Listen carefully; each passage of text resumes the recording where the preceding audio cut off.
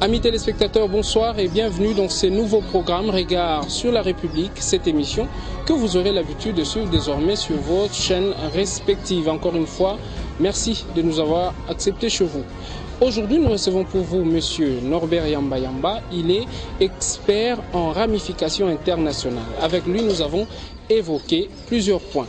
Je vous laisse le temps de suivre cet entretien et on se retrouve juste après. Monsieur Yamba Yamba, bonjour. Quelle analyse faites-vous aujourd'hui sur la politique congolaise? La question que vous me posez, c'est une question très embarrassante. Parce que faire une analyse sur une politique de tout un pays pose un certain nombre de questions qui peuvent nous prendre beaucoup de temps. Et quand cela ne tienne, la politique c'est l'art de gouverner. Il faut donc se poser directement la question, quel est l'état de la qualité de la gouvernance en République démocratique du Congo, si je peux dire ainsi.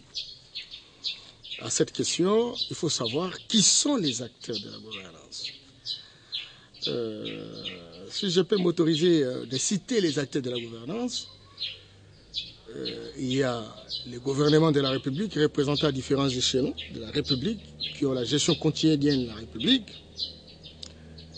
Nous avons la classe politique d'une manière générale, que ce soit la majorité et l'opposition. Nous avons la société civile, ici entendez la société civile d'en haut, les corps intermédiaires, et la population d'une manière générale. Et donc c'est la congruence, les interactions dynamiques entre ces différents acteurs qui, visiblement, donnent la qualité, n'est-ce pas, de la politique au Congo. Alors maintenant, il faut partir catégorie par catégorie. Commençons d'abord par la population. Il est très clair qu'on ne peut pas gérer la République par la participation directe de tout le monde. Il y a d'une part de représentants et d'autre part la population représentée. Et donc, à ce niveau, la population doit être à mesure de demander des comptes à ses représentants.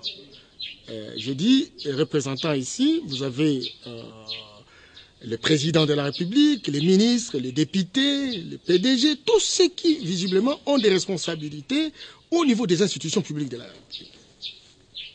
Maintenant, il faut se poser la question si la population demande des comptes.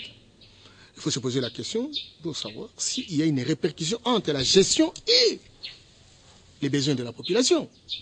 Et les besoins ici, entendez, avoir de l'électricité, vous arrivez ici, chez moi, vous n'avez pas d'électricité. Et je vous dis que c'est depuis 4 heures du matin, nous n'avons pas de l'électricité. Il y a des quartiers où on n'en a pas pendant une année, 2 ans. Il y a un problème d'eau. Vous êtes ici dans un quartier presque résidentiel, mais il n'y a pas d'eau. Les gens vivent d'eau de puits. Il y a un problème, le problème de santé par exemple, où on a besoin des hôpitaux. C'est vrai qu'il y a quelques hôpitaux à travers la ville, mais une chose c'est d'avoir des hôpitaux, autre chose c'est avoir accès, n'est-ce pas, aux soins de qualité. Il me semble que la plupart des personnes meurent à longueur de journée, simplement parce qu'ils ne savent pas aller à l'hôpital, parce qu'ils n'ont pas de moyens, parce qu'ils ne savent pas s'acheter des médicaments, etc. Les mutualités n'existaient pas. La question de l'éducation, vous savez qu'aujourd'hui, il y a une sorte de déperdition scolaire en proportion de 75%.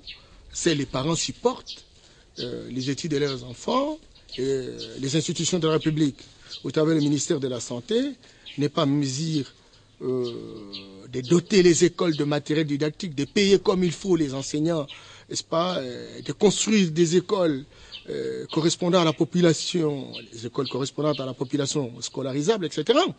Et là, ça pose problème sur la qualité, n'est-ce pas, de la formation réussie. Aujourd'hui, les écoles deviennent finalement des usines de production de chômeurs de luxe.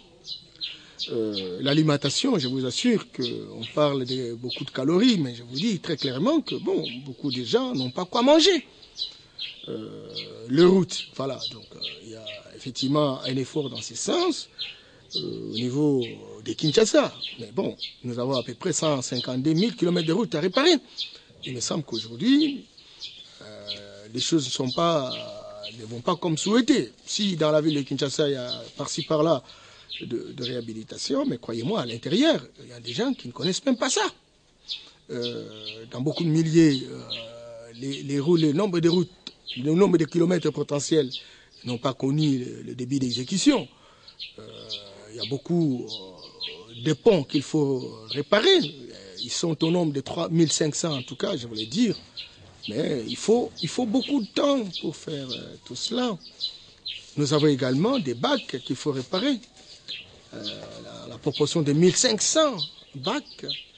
Aujourd'hui, il y en a combien? Nous ne sommes pas au-delà de 50 bacs réhabilités. Et la plupart sont les efforts de la Banque mondiale, les efforts de l'Union européenne, etc. Et donc, on ne peut pas laisser la responsabilité de la reconstruction d'un pays entre les mains des étrangers, même si ce sont des associations, des organisations qui ont une certaine solidarité internationale. Encore que celui qui donne, la main qui donne est toujours au-dessus de la main qui reçoit. Vous êtes aussi un acteur politique. Avez-vous un avis à émettre sur la réélection de Joseph Kabila? Écoutez, vous affirmez qu'il est élu pour un mandat de 5 ans. Quel est mon point de vue? Je constate simplement qu'au niveau de ce que nous avons parlé de la gouvernance, au niveau de ce que nous avons parlé de la politique, nous avons reconnu tous qu'il y a beaucoup de défis à faire et ces défis ont une répercussion dans la manière de faire les choses. Il me semble que même ces élections, vous avez suivi les organisations nationales, les organisations internationales, on reconnaît qu'en fait qu'il y a eu beaucoup d'irrégularités, j'allais dire des irrégularités massives, qui ont une imbrication incidentielle sur les résultats. Et lorsqu'on regarde le nombre de contestations, lorsqu'on regarde beaucoup de gens qui sont dans la frustration, qui sont en train de bouder les processus, on réalise finalement qu'il y a un problème dans notre pays. Un problème que j'appellerais une crise politique. Parce que lorsque les acteurs politiques ne s'entendent pas, il y a recrudescence de la violence. J'allais dire recrudescence de liens criminogènes. Ce que nous ne souhaitons pas, ça c'est évident. Mais encore qu'il faut vider la crise, n'est-ce pas? Parce que c'est le risque de donner l'impression que cette crise de légitimité qui était déjà, dont la lutte s'était entamée, n'a pas été visiblement évacuée. Hein. C'est ça l'impression que ça donne, surtout lorsqu'on regarde le nombre de personnes qui font des réclamations, des contestations par rapport au comportement de la CENI sur les élections qui ont eu lieu. Mais quand cela en tienne, nous sommes en Afrique et vous connaissez l'Afrique, c'est la loi du plus fort.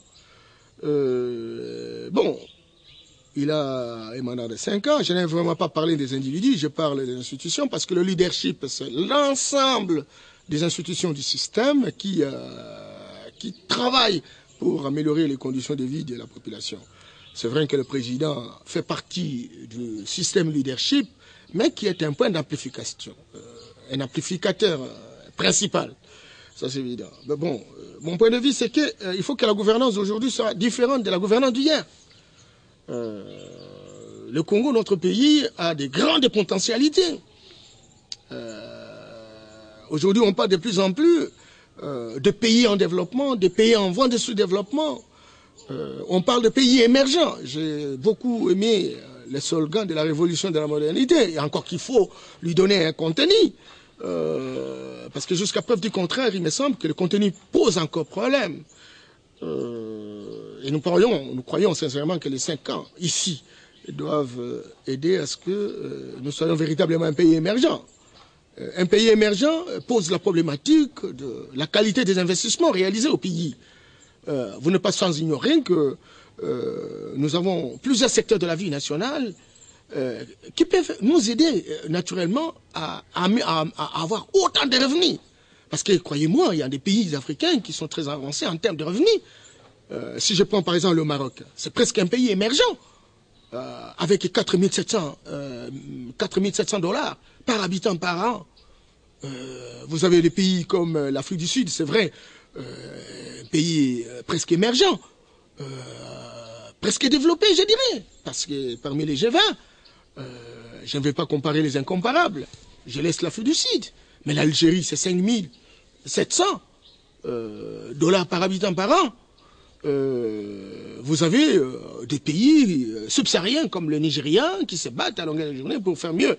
Mais au moment où un pays comme le Maroc, qui n'a que le phosphate, à 4 700 $ par habitant par an, et que le Congo nage entre 120 à 200, encore que ce sont de moyennes statistiques. Il me semble que le dessin dont on parle, comme la corruption à élit domicile, au point d'être reconnu sur le plan international comme un pays, le 6e pays le plus corrompu, tu vois, ça pose problème, parce que 95% des recettes générées par les services générateurs de recettes sont volatilisés, entrent dans les poches des individus. La littérature est très abondante par rapport à cette préoccupation. Et qu'aujourd'hui, plus que jamais, on ne voit pas tous ces détourneurs d'argent, etc., entrer dans les prisons comme on l'a souhaité. C'est comme qui dirait qu'en fait, qu'un poisson n'achète pas, c'est pas les hameçons. Lorsqu'il achète un hameçon, c'est pour le capturer. Or, il ne peut pas vouloir la capture, ça c'est évident. Et je crois que tous ces éléments-là doivent changer. Vous ne pouvez pas accepter aujourd'hui qu'un grand pays de 145 millions d'hectares de forêt, avec potentialité de 500 millions de mètres cubes de bois, et qu'on puisse avoir simplement 0,7% dans le produit intérieur brut. Dès lors qu'on a retenu, avant c'était 156 sociétés forestières postulant en termes de conversion de titres. Aujourd'hui, elles sont au nombre de 80. Mais il n'y a pas de répercussion au niveau du budget de la République. Il n'y a pas de répercussion au niveau du produit intérieur brut. Ça, c'est un problème réel. Ça, c'est un problème réel. Nous aurions souhaité, lorsqu'on regarde le site web le ministère de l'économie, etc., que nous voyons quels sont les contribuables potentiels. Il me semble que toutes ces questions posent la problématique de l'émergence de notre pays. Et je crois qu'aujourd'hui, plus que jamais, on a besoin de lutter contre l'impunité. Il me semble que ça n'a pas été le cas avec le premier mandat. Et nous croyons qu'aujourd'hui, plus que jamais, on va s'y mettre par rapport à cette problématique. Ça, c'est deuxième chose. Troisième chose, le profil des hommes que l'on recrute.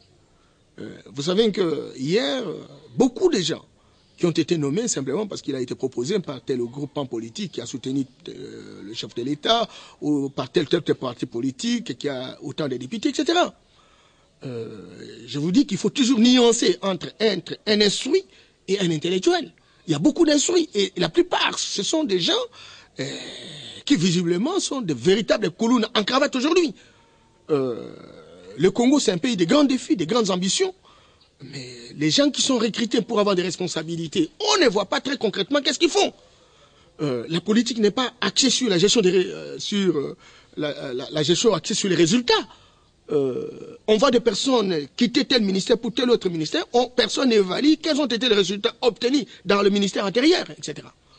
Et donc, on voit des gens changer au fur et à mesure. Et si on va changer les gens, je vois beaucoup de gens faire des déclarations à la radio, à la télévision, selon après leur visite à l'informateur, pour dire, bon voilà, tenez compte de notre poids politique. C'est vrai, on va vous donner les ministères. Parce que le problème, c'est le partage des ministères, le partage des entreprises publiques, de l'État, etc. Mais écoutez, quand est-ce que... Et ils vont bénéficier des ministères, et ils vont bénéficier les entreprises de l'État, et le peuple congolais. Il attend bénéficier quand? Si tous ces gens-là, il n'y a pas un système de monitoring, il n'y a pas un système de contrôle, il n'y a pas un système de surveillance mutuelle. Si la justice de la République, qui devrait être fondamentalement indépendante, ne sait pas suivre les infractions, si les infractions sont sélectionnées, suivant les personnes et les catégories, leur obédience politique, etc., et là, on est dans une situation où ça ne peut pas changer tout de suite. Et donc, on a besoin, sincèrement, au niveau de ce mandat du président, que les personnes qui, visiblement, doivent avoir la responsabilité de gérer la République, doivent d'abord faire preuve qu'ils ont été intègres toute leur vie. Ils doivent démontrer qu'ils ont réussi à gérer leur famille. Parce qu'il y a des gens qui ont difficile à gérer leur propre famille. Quand je parle famille, c'est-à-dire sa femme, ses enfants, etc. Les gens dont on voit qu'il a des grandes responsabilités, il a de l'argent, mais les enfants sont toujours tête en l'air, etc. Et il faut tenir compte de tous ces éléments. Parce que quelqu'un qui est incapable de gérer sa propre famille, comment va-t-il gérer un ministère? Comment va-t-il gérer une entreprise? Et ça, c'est un problème. Il faut également que tous les services de dissuasion, notamment le service comme l'inspection générale des finances, soient opérationnels. Parce que c'est l'inspection des finances qui sait où est-ce qu'on a eu de recettes, qui sait qui a pris quoi, etc. Et le contrôle s'impose comme étant un garde-fou dans l'amélioration du comportement de la gestion de la République. Il faut que la Cour des comptes soit opérationnelle. Il faut aussi que le Parlement de la République, et là, entendez l'Assemblée nationale, et le Sénat puissent véritablement faire leur travail. On ne peut pas avoir des caisses de résonance. On peut bien être d'une obédience, mais la responsabilité dévolue à un groupement politique, c'est de travailler au service de la population. Mais si un groupement politique, par rapport à ses intérêts, pactise pour anéantir, détruire les intérêts de tout un peuple, là c'était danger public. Et je crois qu'aujourd'hui, plus que jamais, il va falloir que l'Assemblée nationale, majoritairement aujourd'hui, du côté du président, puisse ne pas être comme hier. Lorsqu'il y a un ministre, j'ai entendu la législation passée, un ministre sait qu'il a commis des bévues, des erreurs graves, des détournements des fonds, et qu'il est interpellé par un membre de l'opposition, et le ministre dit, bon, nous savons que nous sommes majoritaires, ils peuvent tout faire, mais la majorité va s'imposer. Alors là, je ne sais pas, est-ce que quand on est majorité, on défend les intérêts des membres de la majorité ou on défend les intérêts d'un peuple? Et ça c'est un problème, et c'est un grand défi qu'il faut relever, j'estime, pour que, naturellement, la gestion ait une répercussion sur l'ensemble de nos concitoyens. Quel bilan dressez-vous en rapport avec les 5 chantiers de la République? Vous posez là une question très pertinente, mais je voudrais simplement vous dire que le Congo a fait un pas des géants dans l'amélioration du climat des affaires, parce qu'aujourd'hui nous disposons d'un code des investissements. Ce code arrête un certain nombre de dispositions qui favorisent à la fois les nationaux et les étrangers la manière d'investir dans notre pays. Encore qu'on leur donne des orientations, qu'on détermine véritablement les secteurs et qu'on visualise ces secteurs à travers un marketing politique agressif, etc. Il me semble que là aussi, il y a encore un défi à relever. Bon, alors maintenant, à la question de dire pourquoi ils partent, cette question elle est pertinente. Mais je dis que déjà la loi garantit, il existe même une agence nationale pour la promotion des industries, la NAPI, etc., qui travaille pour bien accueillir, accompagner les investisseurs dans les formalités administratives, etc. Mais écoutez, moi, je ne suis pas simplement chercheur, je ne suis pas simplement un acteur, mais je suis aussi un chercheur. Dans la littérature, il est très clair qu'aujourd'hui, il y a un problème dans notre pays. Les tracasseries administratives et policières. J'ai fait quand même un petit voyage en Inde et j'arrive en Inde, j'ai eu beaucoup de témoignages qui me disaient que les Indiens, même quand tu laisses quelque chose dans la rue, tu viens le matin, tu retrouves ça. Il n'y a pas de vol. Et lorsque j'ai discuté avec les gens, tout le monde était prêt à donner, à payer les impôts, tout le monde était prêt à payer des taxes, etc. Et même lorsque vous achetez quelque chose, tout le monde a la présence d'esprit qu'il doit contribuer pour leur pays. Et lorsque vous voulez amener l'esprit presque congolais des négociations, il dit non, ça va faire une perte pour notre pays. Vous voyez là un esprit, vous voyez là toute une vision, vous voyez là toute une conviction d'un peuple. Bon, chez nous, d'abord la plupart de ceux qui sont habitués déjà à ce genre de convictions viennent ici. Lorsqu'il faut prendre un document administratif pour opérer, d'abord il raconte beaucoup d'obstacles. La personne qui devait lui remettre ces documents, non seulement il complique les choses, et qui aurait pu se faire dans 2, 3, 4 minutes, tel que prévu par la loi concernée, etc. Écoutez, la personne veut gagner. Il y a même des gens qui proposent pour qu'il soit actionnaire. Il y a des gens qui proposent pour qu'il soit même travailleur, conseiller auprès de l'entreprise. Ça, ici, c'est le début de l'entreprise. Mais bon, et quand l'entreprise est opérationnelle, une multiplicité de taxes. Vous ne pouvez pas imaginer, mon cher ami, dans le domaine, par exemple, de la forêt, que je maîtrise assez bien, de la production jusqu'au port d'exportation, on a connu déjà dans les années 2005, 2006, 2007, 169 taxes. Mais c'est l'asphyxie.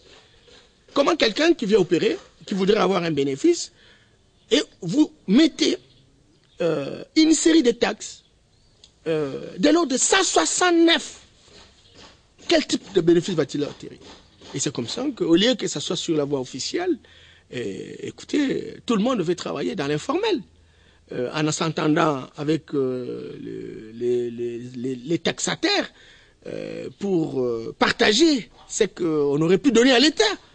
Et c'est comme ça qu'un grand pays qui aurait pu avoir un budget très colossal. Beaucoup de chercheurs vous disent que lorsqu'on arrête la corruption en proportion de 30%, on peut avoir la même l'année suivante au moins un budget de 55 milliards de dollars. 55 milliards de dollars. Et donc, on se trouve dans cette atmosphère-là. La loi prévoit autrement, mais les comportements des uns des autres prévoient autrement, font déjà autrement. Et les gens qui ne sont pas habitués par rapport à ce type de pratiques, eh ben, ne peuvent que signer de rentrer. Et il y a une sorte de délocalisation massive. Nous avons connu au début je ne me rappelle plus la période, une délocalisation grave. Non seulement en termes de pillage, mais pendant le temps qui visiblement est considéré comme temps normal. Et beaucoup d'entreprises se sont délocalisées vers le Zimbabwe, vers l'Angola, etc., où ils trouvent des conditions qui visiblement permettent à l'État comme aux entrepreneurs de trouver leur compte. Et ça, il ne faut pas... encore, c'est un défi. Hein. Il faut que le gouvernement qui devrait être mis en place fasse attention à cela.